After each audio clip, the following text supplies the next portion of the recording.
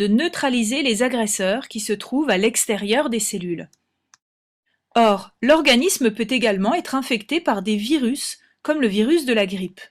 Les virus ont la particularité de parasiter les cellules de leur hôte. Ainsi, le virus entre dans ces cellules et s'y multiplie. Donc, les virus se trouvant cachés à l'intérieur de nos cellules échappent aux lymphocytes B.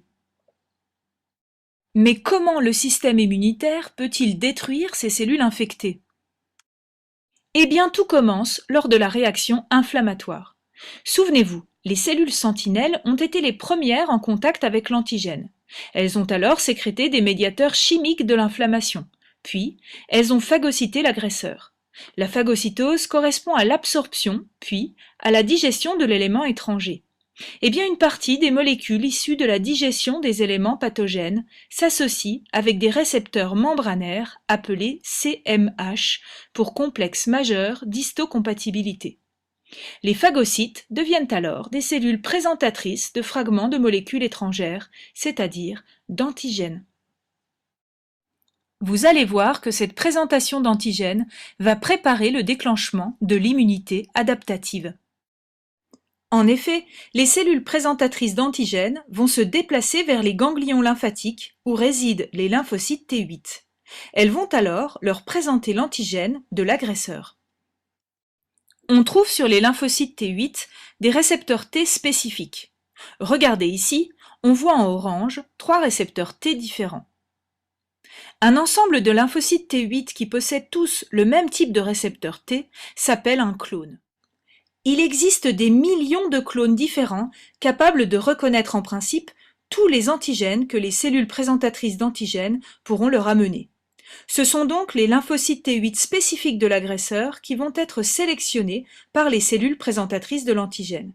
Puis, les lymphocytes T8 activés vont se multiplier par mitose, et enfin, ils vont se différencier en lymphocytes T8 mémoire à longue durée de vie ou en lymphocytes T cytotoxiques qui sont des cellules tueuses. Les lymphocytes T cytotoxiques patrouillent alors dans tout l'organisme à la recherche des cellules infectées par le virus. Mais comment les lymphocytes T cytotoxiques reconnaissent-ils les cellules infectées? Toutes les cellules de notre organisme expriment sur leur membrane plasmique des molécules du CMH. Lorsqu'une cellule est infectée par un virus, elle va alors présenter sur ces molécules du CMH des fragments antigéniques du virus. La cellule est alors considérée comme étrangère à l'organisme.